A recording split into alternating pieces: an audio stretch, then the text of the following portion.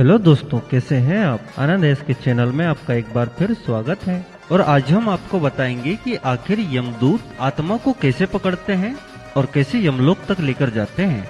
दोस्तों, जैसा कि आप सभी लोग जानते ही हैं, गरुड़ पुराण प्रमुख हिंदू धर्म ग्रंथों में से एक है। किसी भी मृत्यु के बाद घर परिवार के लोग ब्राह्मण द्वारा ये ग्रंथ अवश्य ही सुनते हैं। इस पुराण में भगवान विष्णु ने अपने वाहन गरुड़ को मृत्यु से संबंधित अनेक गुप्त बातें बताई हैं, जैसे कि मृत्यु के बाद जीवात्मा यमलोक तक किस प्रकार जाती है। इसका विस्तृत वर्णन गरुड़ पुराण में बताया गया है। आज हम आपको गरुड़ पुराण में लिखी कुछ ऐसी ही खास व रोचक बातें बताएंगे।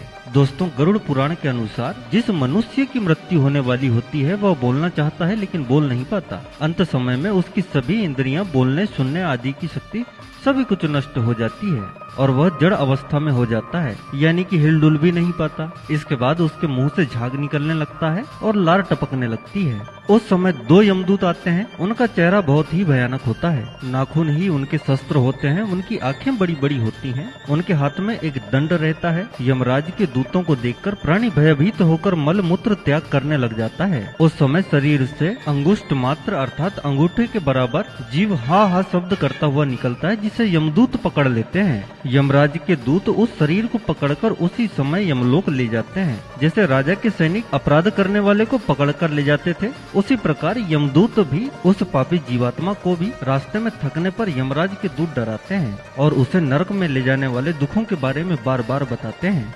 यमदूतों की ऐसी भयानक बातें सुनकर पाप आत्मा जोर जोर से रोने लगती है, किंतु यमदूत उस पर बिल्कुल भी दया नहीं दिखाते। इसके बाद वह अंगूठे के बराबर शरीर यमदूत से डरता और कांपता हुआ कुत्तों के काटने से दुखी हो जाता है, अर्थात रास्ते में कुत्ते भी मिलते हैं। अपने पापों को याद करते हुए भी चलता है। इसी मार्ग में आगे की तरफ गर्म हवा तथा गर्म बालू पर वह जीव चल नहीं पाता और वह भूख प्यास से तड़पता है। तब यमदूत उसकी पीठ पर चाबुक मारते हुए उसे आगे की तरफ ले जाते हैं।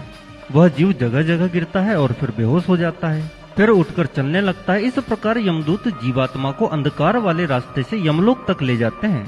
गरुड़ पुराण के अनुसार यमलोक 99,000 योजन अर्थात वैदिक काल में योजन ही लंबाई मापने की इकाई होती थी। एक योजन के बराबर 4 कोस यानी लगभग 13 से 16 किलोमीटर होता है। वहाँ यमदूत पापी जीव को थोड़ी ही देर में ले जाते हैं। इसके बाद यमदूत उसे सजा देते हैं।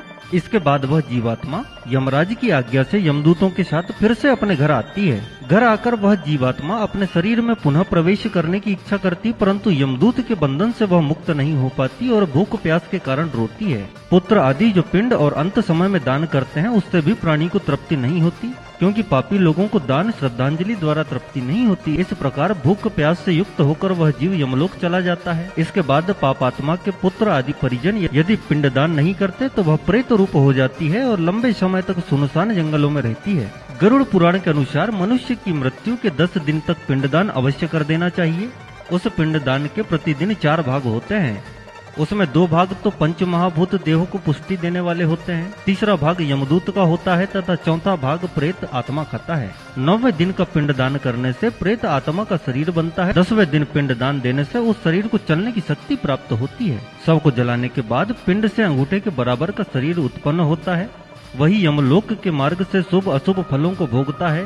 पहले दिन पिंडदान से मुर्दा अर्थात सिर, दूसरे दिन से गर्दन और कंधे, तीसरे दिन से हृदय, चौथे दिन के पिंड से पीठ, 5वें दिन से नाभि, 6वें और 7वें दिन से कमर और नीचे का भाग बनता है, 8वें दिन से पैर, 9वें और 10वें दिन से भूख प्यास आदि उत्पन्न होती है। ऐसे पिंड शरीर को धारण कर भूख प्यास से व्याकुल प्रेत आत्मा 11वें और 12वें दिन का भोजन ग्रहण करता है, जिसे हमारे हिंदू धर्म में 13 की रोटी कहा जाता है, जिसमें आत्मा की शांति के लिए भोज का प्रबंध किया जाता है। इस तरह से यह संपूर्ण प्रक्रिया एक आत्मा को यमलोक तक ले जाने और वहां से पुनः वापस लाने और उसे अपने कर्मों के अनुसार दंड देने या फिर स्वर्ग भेजने का कार्य किया जाता है। आशा करते हैं हमारी जानकारी आपको अवश्य पसंद आई होगी। जानकारी अगर आपको पसंद आई हो तो हमारे चैनल को जरूर सब्सक्राइब करें। साथ ही अगर आपकी कोई समस्या हो जिसका आप ज्योतिष समाधान चाहते हो तो नीचे कमेंट बॉक्स में हमें लिखें।